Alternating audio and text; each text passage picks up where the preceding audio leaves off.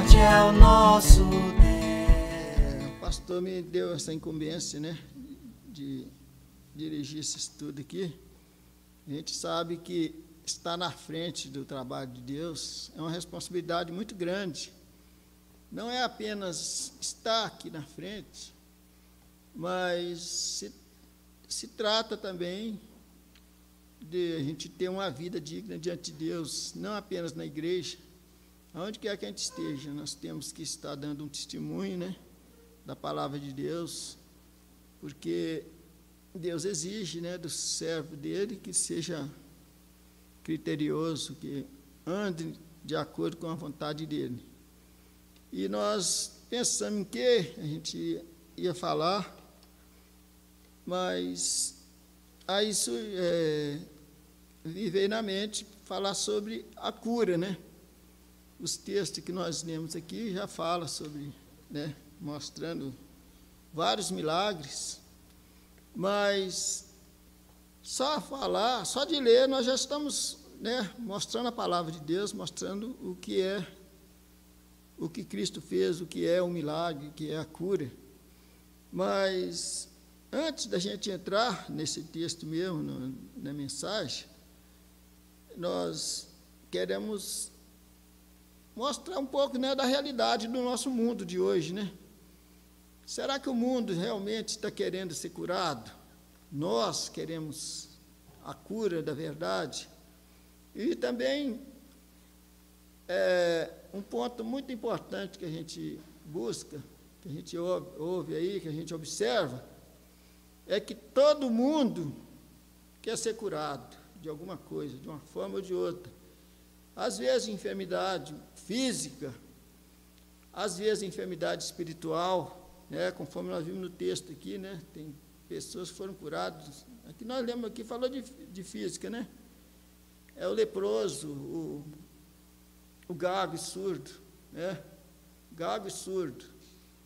Ele achava que não tinha jeito para ele, mas Jesus deu um jeitinho, curou ele, salvou ele. E ele ficou maravilhado. Mas eu penso o seguinte, hoje nós vemos o quanto é maravilhoso a gente receber uma cura. Nós vemos aí esse problema da pandemia, né, que está acontecendo. A gente vê o tanto de pessoas amarguradas, principalmente aqueles que estão, né, com problemas não, que eles falam assim, o grupo de risco, né?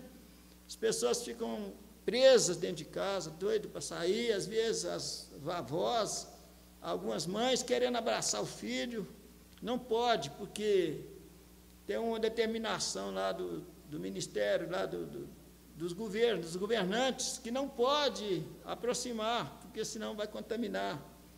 A criança pode contaminar o adulto, ou vice-versa, o adulto contaminar a criança, e o grupo de risco tem que ficar alojado em casa. Então, irmãos, a gente vê isso aí, é muito sofrimento. E isso tudo, por que isso vem para a humanidade? Por quê? A Bíblia fala que toda doença, toda enfermidade, todo sofrimento não vem por acaso. Tudo tem uma origem.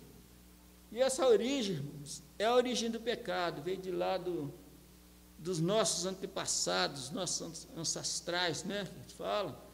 Então, essa origem vem de lá, esse sofrimento vem e cada dia que passa vai aumentando. E a questão, a doença, conforme nós dissemos, existe aí vários tipos de enfermidade, existem doenças que são apenas doenças simples, fáceis de ser curada, mas as pessoas não sabem buscar, não sabem a quem buscar para ser curado.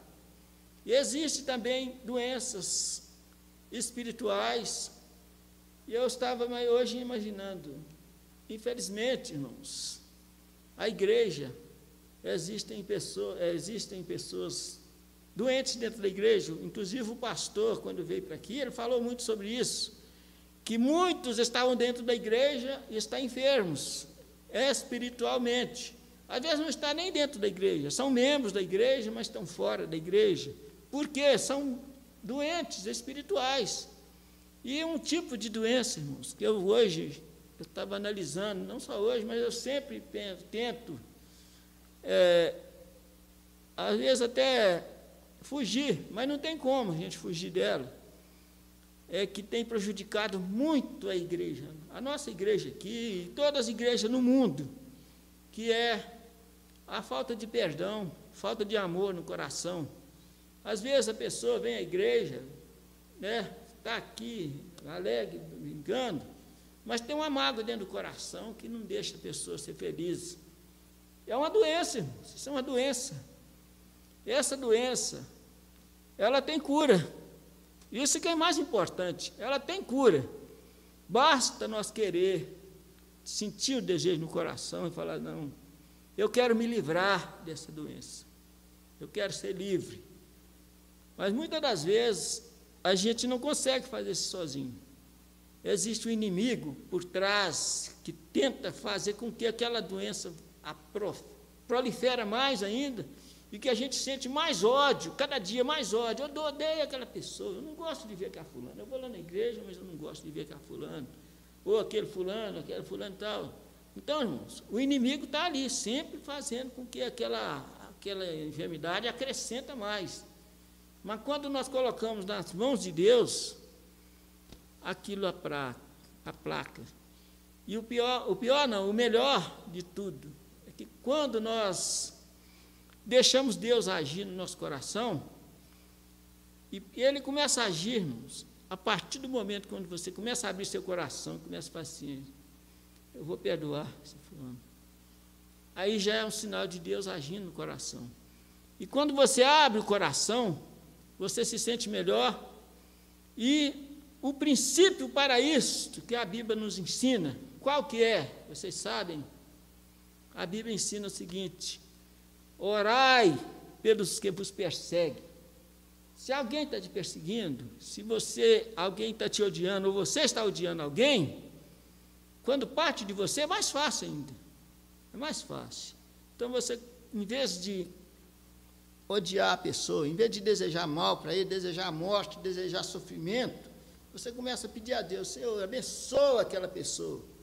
Irmãos, isso é o maior remédio, o maior refúgio, porque quando você faz isto, você vai ser abençoado.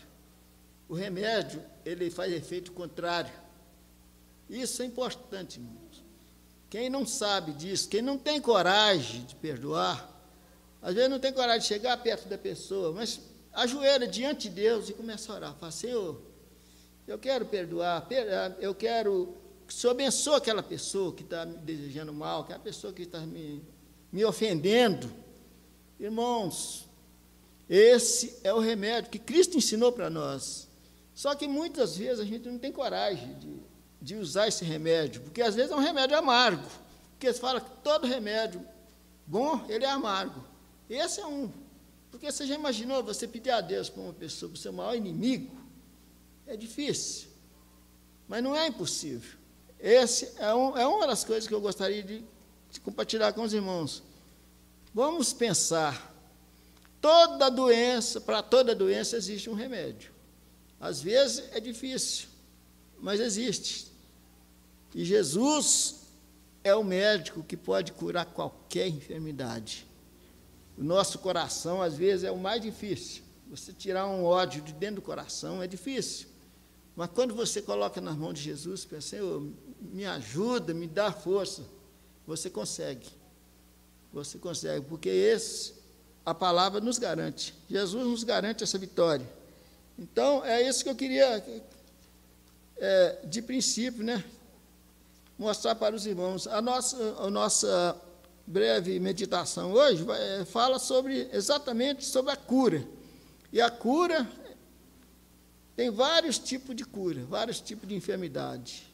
Nós escolhemos aqui alguns textos para a gente ler com a igreja, para meditar junto com a igreja, vários tipos de curas e vários personagens que tiveram essa cura que Deus abençoou, não foi apenas os milagres de Jesus, de Jesus de Nazaré, né, da Galileia, mas teve também no Velho Testamento.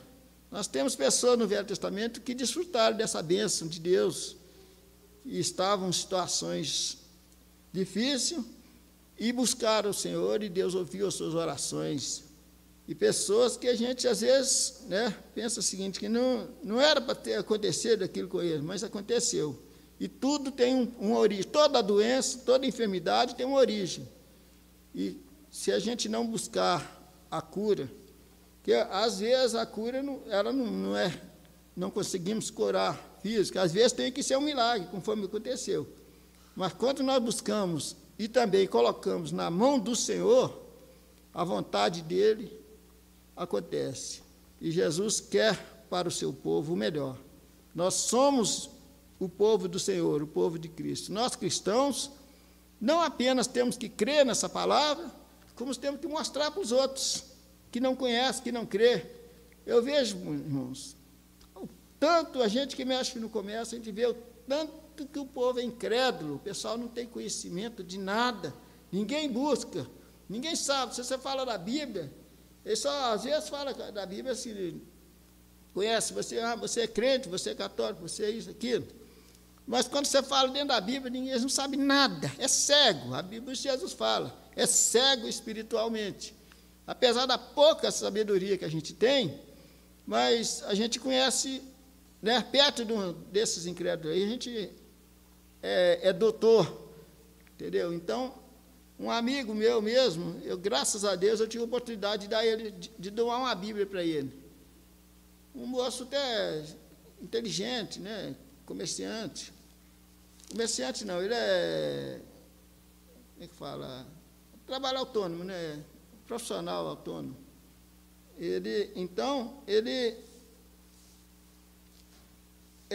segue uma religião, espiritismo, né? Então, ele fala o seguinte, que eles têm um livro lá que eles lêem, e ele fica falando assim, que não, o livro ensina muita coisa, ensina a ser como é que fala? Ajudar os outros, fazer o bem para os outros. E para ele, esse livro ajudou ele mesmo. Ele estava falando assim, antes de eu ler esse livro, eu era uma pessoa assim, muito violenta, então não sabia, como é que fala? Eu não aguentava desaforo, brigava, fazia tudo quanto há. E depois que eu comecei a ler esse livro, eu mudei. Mas, só que a gente pergunta ele alguma coisa da Bíblia, sobre os assuntos bíblicos, ele não sabe nada. É um livro que não entra dentro da palavra de Deus, ele não conhece sobre a descendência de Abraão, não conhece sobre a genealogia de Cristo, sabe nada disso. Então, ele é totalmente... Por isso, o mundo faz uma barreira, coloca uma barreira para você não conhecer a palavra de Deus, porque quando você conhece a palavra, você passa a viver ela, e você passa a ser uma nova criatura, a palavra diz isso, né? Então, nós somos curados pelo poder de Deus. Nós vamos fazer a leitura, vou pedir aos irmãos que abram a sua Bíblia no livro de... Nós temos pode deixar aberto no livro de Marcos. Nós temos várias leituras no livro de Marcos, depois a gente vai seguir para frente. É Marcos capítulo 6, versículo... Marcos 6, 53, 57. Eu vou pedir a alguém que dê. Suécia, você pode ler para nós? Marcos 6, 53 a 56. E depois eu peço também a alguém que leia também Marcos 7, 32 e 35 e Marcos 8, 22 e 26. Pode ler. Estando já no outro lado, chegaram à terra em Genezaré, onde aportaram. Saindo eles do barco, logo o povo reconheceu Jesus, e percorrendo toda aquela região, traziam em leitos os enfermos, para onde ouviam que ele estava. Onde quer que ele entrasse, nas aldeias, cidades ou campos, punha os enfermos nas praças, rogando-lhe que os deixasse tocar, ao menos na orla das suas vestes, enquanto o tocavam, saíam curados. Até aí, né? Verso 56. Então, aí nós vemos, Jesus estava ele tinha saído de onde ele estava antes, porque ele não podia ficar na cidade, porque a multidão era tão grande que onde ele ia, eles aglomeravam. Então, ele fugiu para essa cidade de Genezaré. Era uma aldeia, né? Segundo a Bíblia fala, na época de Jesus, era uma aldeia que ficava mais distante, então ele foi para lá, e onde ele ia, a multidão acompanhava. E aqui fala, né? No finalzinho aqui, ó, diz o seguinte: onde quer que ele encontrasse na aldeia, cidades ou campo, punham os enfermos nas praças, rogando-lhes que deixasse tocar, ao menos na orla da sua veste. E quanto os tocavam, saíam curados. Então não precisava nem dele fazer, só de tocar na veste dele eram curados. E aí, irmãos, nós vemos que as enfermidades, elas não é da agora que elas existem, que elas estão aí atormentando as pessoas, né? E graças a Deus que Cristo, né? Graças a Deus para aquele povo daquela época, que Cristo estava ali e fazia aquelas curas, ele ajudava as pessoas. Mas nós temos motivo também de nos alegrar, porque esse mesmo Cristo está vivo, segundo a palavra dele. E ele falou o seguinte, que tudo aquilo que você quiser, que nós quisermos, é só pedir a Deus em nome dele, isso receberemos. Mas, às vezes, nós falamos assim, mas Jesus falou isso, mas isso, eu penso, eu oro a Deus, mas não consigo nada, não consigo receber bênção. Mas será que nós estamos pedindo realmente com fé? É aí que é a pergunta. Às vezes, a gente pede apenas da boca para fora. E Jesus falou o seguinte, vós pedis, e não recebeis. Por quê? Porque pedis mal. Porque não está pedindo de acordo certo, de acordo com a palavra, do jeito que Cristo quer que nós peçamos a Ele, né? Então, a palavra de Deus nos fala sobre isso aí. Nós vamos dar sequência. Eu vou pedir alguém que encontrou aqui, da sua Bíblia aberta, em Marcos 7, 32 e 35.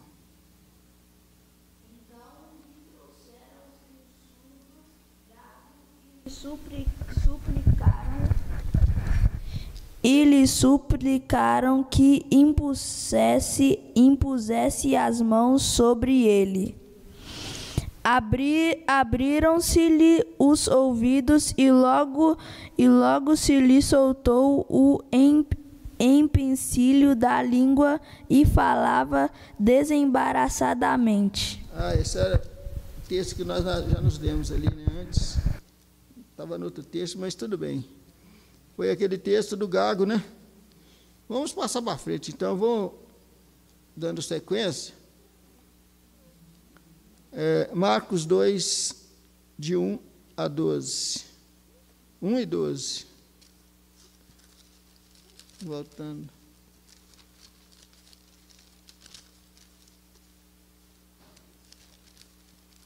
Marcos 2, o que nos diz? A cura de um paralítico. Só que esse texto ele é maior, né? Que fala sobre... É de 1 a 12. Nós vamos deixar esse, porque senão vai tomar muito tempo, né? Já são 9 horas. Vamos pular isso aqui.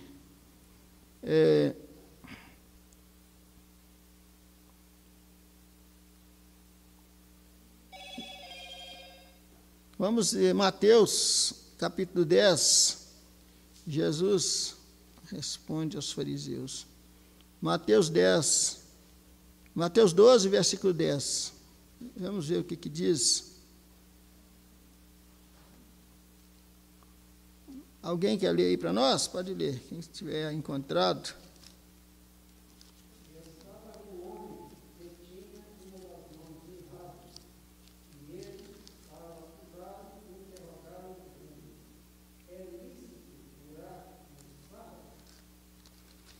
Muito bem, irmão, obrigado. Ali está falando sobre Jesus. Os fariseus colocaram aquele homem ali para testar, para fazer um teste, né, de Jesus, porque eles estavam procurando uma forma de incriminá-lo, né? Então, aquele homem de mão ressequida, eles sabiam que Jesus ia curar aquele moço. Então, eles fizeram essa pergunta para Jesus, né? Perguntaram: é lícito curar no sábado? Por que, irmãos, que fez aquilo? Porque havia uma lei ali. Jesus estava entre a lei e o povo, né? Se curava, se deixava o moço enfermo ou se fazia a cura. Aí o que é que Jesus respondeu para eles, né? Jesus pegou e fez uma pergunta para eles: se uma ovelha ou um boi seu, cevado, cair num buraco no sábado, você vai deixar ele morrer? Vai deixar ele morrer ou vai salvar ele? Então Jesus fez essa pergunta para os judeus, para o fariseu, e eles ficaram sem saber, não tiveram resposta para Jesus, porque Jesus ele respondia na hora. Então, mas Jesus fez a cura, Jesus não tinha disso com ele. Então ele fez a cura e colocou essa parábola para eles responderem. Que para Jesus chegou a dizer o seguinte: quanto mais, se você se preocupa com a ovelha, com o boi, quanto mais uma alma, que para Deus uma alma vale mais do que o mundo inteiro. Então, o fariseu preocupava muito com as coisas terrenas, mas as coisas espirituais eles passavam por cima, esqueciam as coisas. Vamos seguir em frente aqui. Eu gostaria de pedir, Neemias, você quer ler para nós?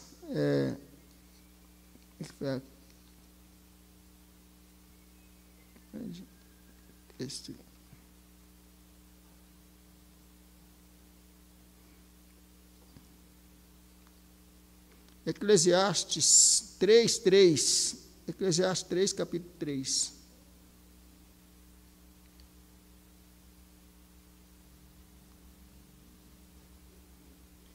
Fala sobre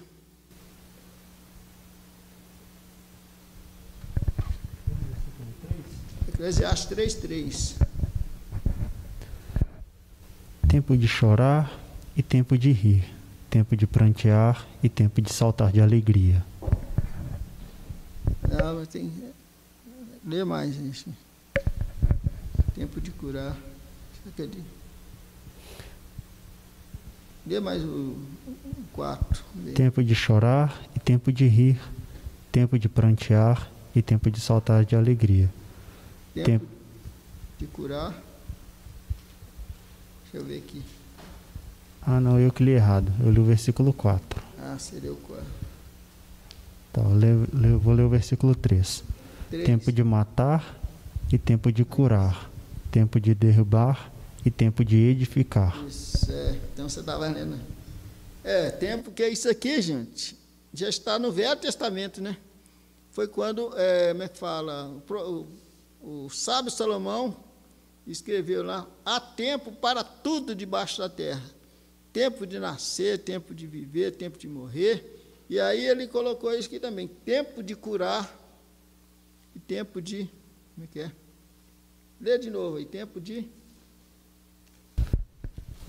matar e tempo de curar, tempo de derribar e tempo de edificar. Tempo de matar e tempo de curar.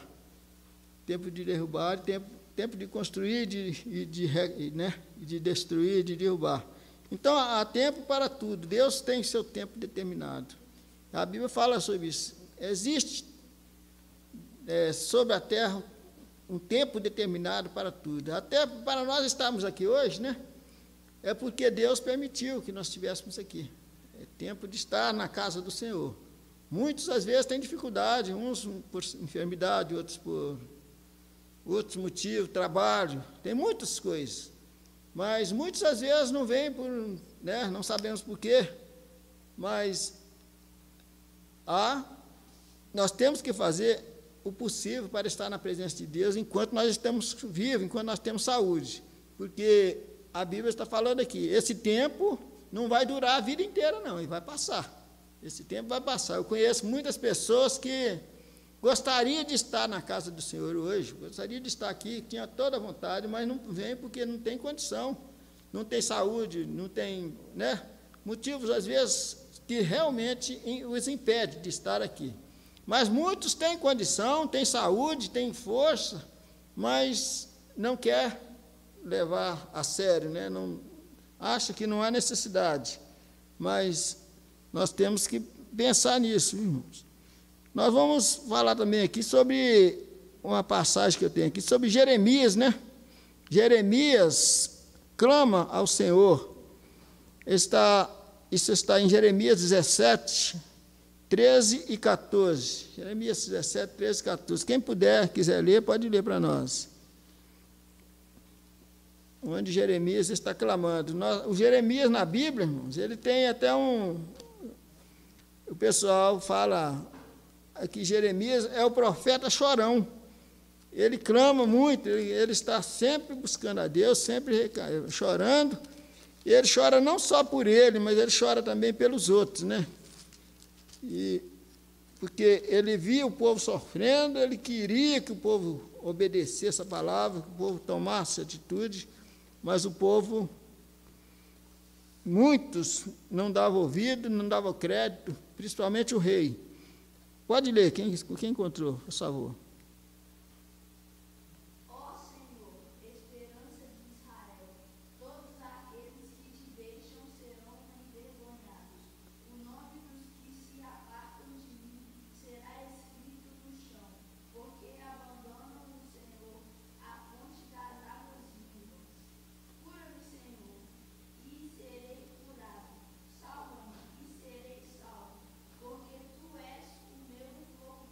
Muito bem, isso aí. Então, o texto fala sobre o clamor de Jeremias, né? Isso aqui é sobre o pecado do povo de Israel. O povo estava desviado, totalmente fora da presença de Deus, e Jeremias estava clamando. Aquele povo estava realmente enfermo espiritual. Ninguém queria saber das coisas de Deus, estavam preocupados apenas com as coisas materiais, e Jeremias, Deus tinha mostrado para ele que que Babilônia o rei de Babilônia já estava preparando para levar Israel em cativeiro. Então Jeremias pregava, falava assim, gente, vamos buscar o Senhor, vamos para o templo, vamos orar. E eles falavam assim, isso é bobagem, você está falando isso aí, não existe nada disso. E tinha os falsos profetas que falavam assim, Jeremias é doido, esse homem não está falando isso aí, mas não é verdade, nada disso vai acontecer, não. Vocês vamos viver a nossa vida. Irmãos, eu imagino o seguinte, vamos pensar aqui, a igreja, o povo de Deus, começar todo mundo desviar do caminho da verdade, aí começar com bebedeira, com dança, com farra, com carnaval, com tudo, a igreja, vamos imaginar isso. Então, vocês imaginam como Deus ia sentir no coração. O coração de Deus estava muito abatido com aquele povo. Era isso que estava acontecendo. O povo de Israel era a igreja, como nossa igreja hoje, todas as igrejas evangélicas, a igreja evangélica é aqui, que busca a Deus, a gente considera que nós somos os verdadeiros servos de Deus. Então, de repente, nós abandonamos tudo e começa a fazer farra, esquece o templo e vai fazer. E era assim que o povo estava vivendo. O povo estava doente, estava perdido. E por isso, Jeremias estava triste, estava chorando e pedindo a Deus e clamando em favor do povo, e clamando em favor dele também. Senhor, cura-me, quer dizer, para curar ele e o povo, para salvar aquele povo.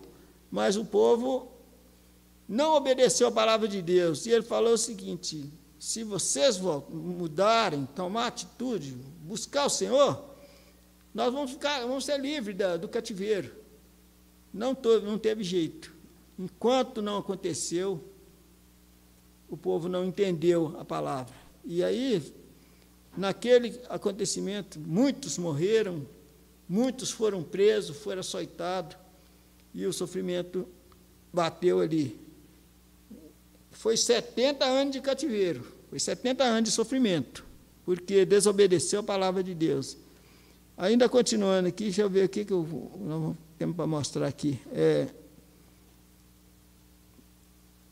No livro de Mateus 28, 11, nós não vamos nem ler não, mas todo mundo já sabe, Mateus 28, 11 é que fala sobre Jesus convidando a igreja, os oprimidos. Ele diz o seguinte: vinde a mim, todos cansados e oprimidos, e eu vos aliviarei. Então Jesus está fazendo um convite a você, a mim, a todos nós. Quando nós sentimos cansaço, sentimos que não dá mais para levar a nossa carga, o que nós temos que fazer? É buscar o Senhor, ajoelhar no pé dele, aí ele vai aliviar a nossa carga, o nosso sofrimento. Então, irmãos, é tão bom quando a gente está carregando um peso, que aquilo está tentando livrar daqui, não consegue, de repente você acha um lugar lá que você coloca aqui no chão, aí é um alívio, né? E Jesus quer fazer isso com todos nós, com você, porque mesmo nós sendo cristãos, nós temos muitos problemas, muita coisa que nos impede, às vezes, de ser felizes. Mas quando Jesus está ao nosso lado, nós temos a oportunidade de nos livrar de todo sofrimento. Eu gostaria de ler também, eu vou pedir a... Quem já leu essa... Gedalva, faça favor de ler para nós. É o livro de...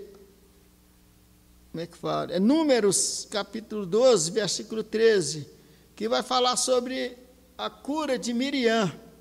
Por aí, gente, você está vendo? Lá no tempo, né, de Moisés, Deus operando na cura, fazendo milagre. Números, capítulo 12, versículo 13. A cura de Miriam.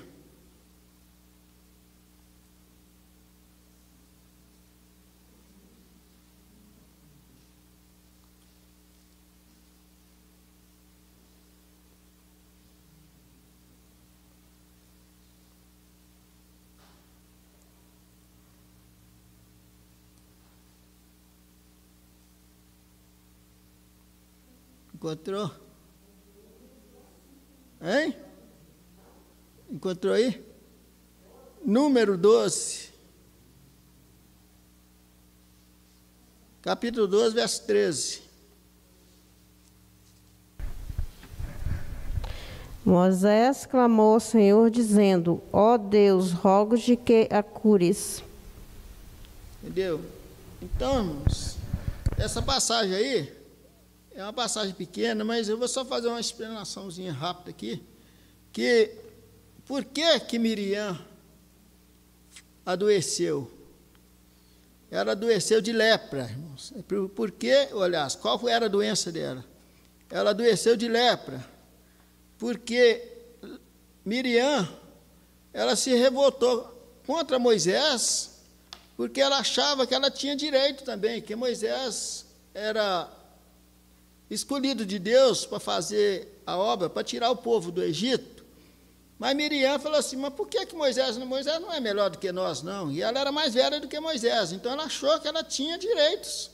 E ela então tentou a fazer, ela estava até aparentemente tendo uma boa intenção, que ela queria ajudar, queria tomar frente, mas Deus já tinha determinado que Moisés e Arão é que ia tirar o povo do Egito.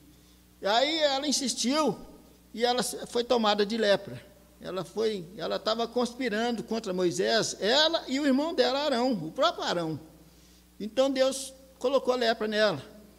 E ela, para ser curada, foi preciso de Moisés interceder por ela depois, porque a lepra dela não ia sair. E Moisés orou ao Senhor e Deus falou assim: não, Moisés, por sua causa eu vou curar a sua irmã. Então,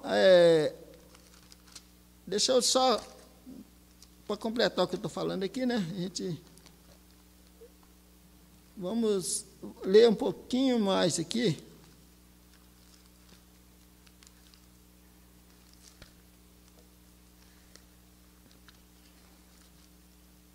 Para a gente entender melhor.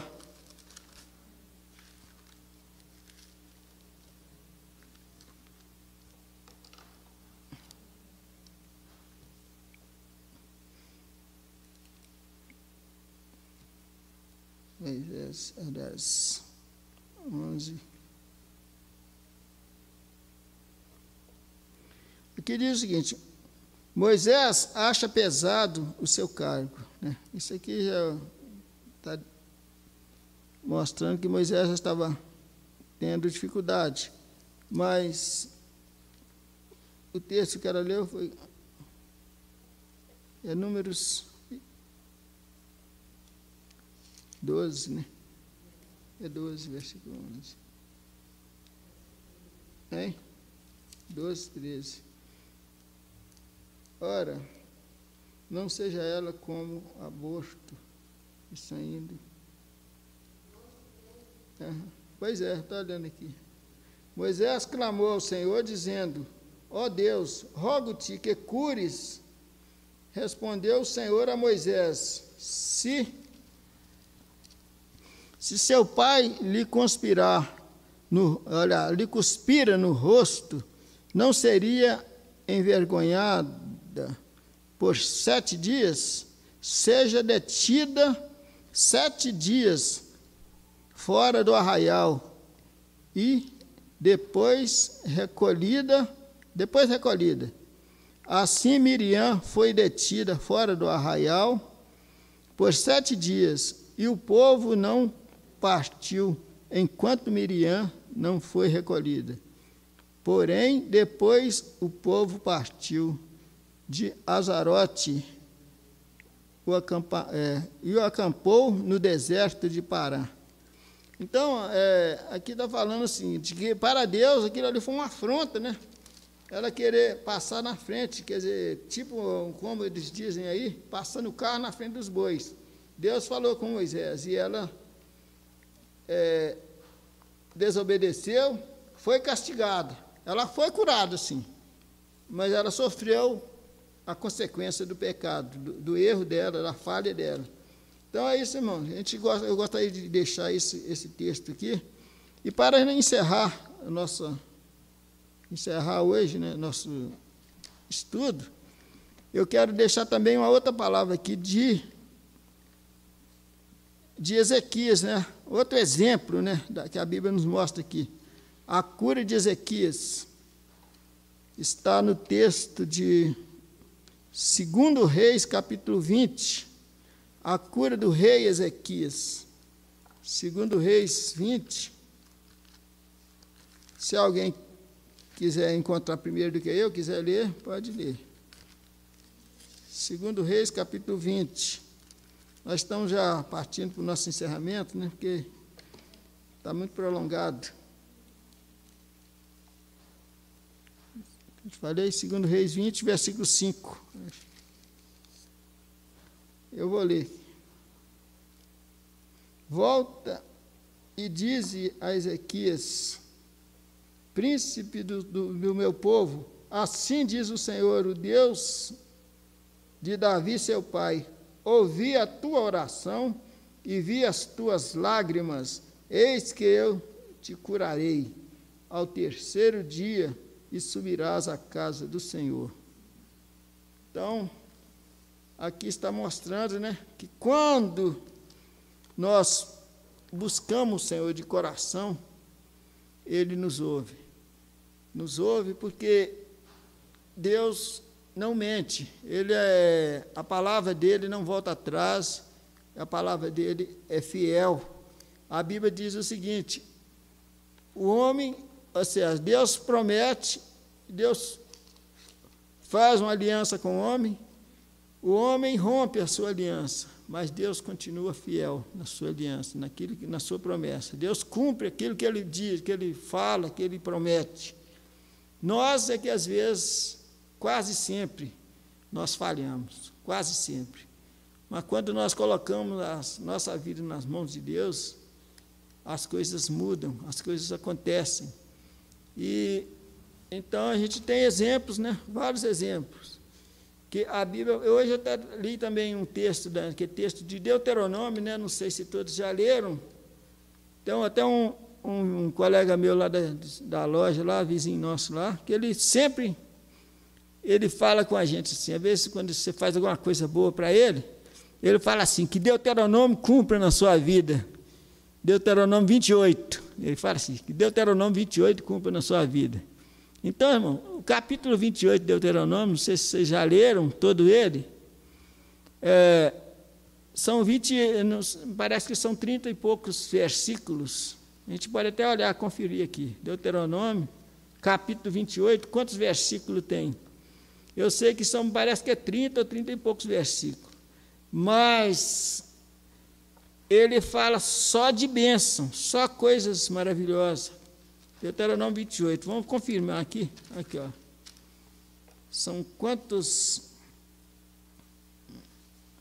Olha,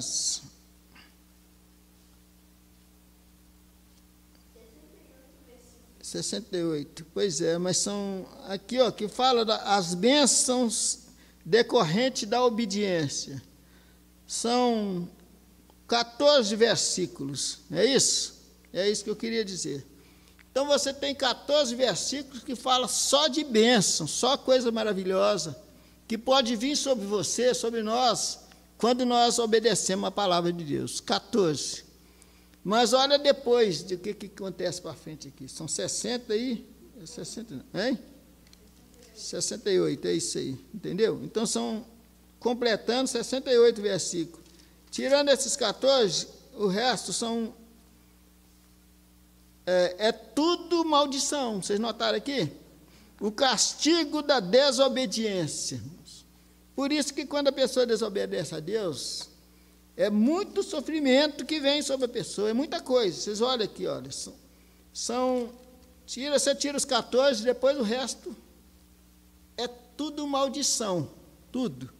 Então, é muito importante a gente observar esse detalhe, que eu costumo dizer o seguinte, a vida se resume em pequenos detalhes. São os pequenos detalhes que mostram a verdade. Nós temos aqui o que? São, bom na matemática aqui, são 68 menos 14, 54, né? São 54 maldições, irmãos, quando nós deixamos de obedecer a palavra de Deus. É terrível, é difícil. Quando a gente lê esse texto, eu leio esse texto aqui, a gente alegra quando você lê 28 até o versículo 14, é só bênção, só coisa boa. Mas quando você passa por lá de cá, aí é triste, é triste.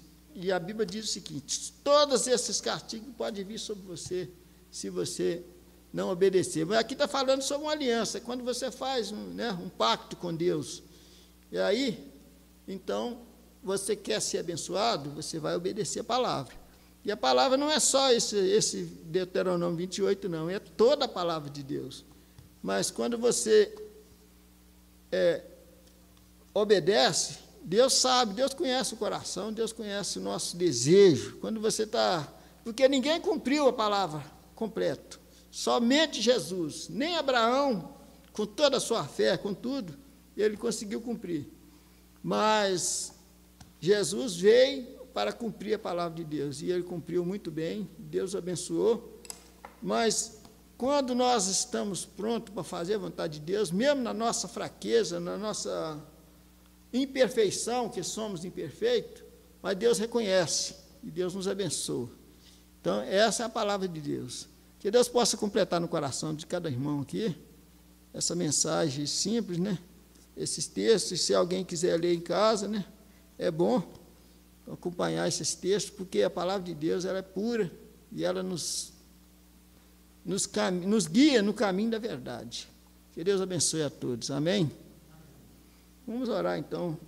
Fazer a oração dominical com todos, a oração do Pai Nosso, encerrando. Convida os irmãos a colocar de pé. Vamos orar, encerrando assim esse culto de hoje.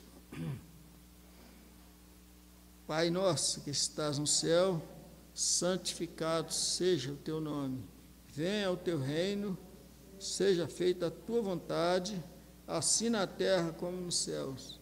O pão nosso de cada dia nos dai hoje. Perdoe as nossas dívidas, assim como nós perdoamos os nossos devedores. Não nos deixe cair em tentação, mas livra-nos do mal, pois teu é o reino, o poder e a glória para sempre. Amém. Que Deus abençoe a todos. Amém.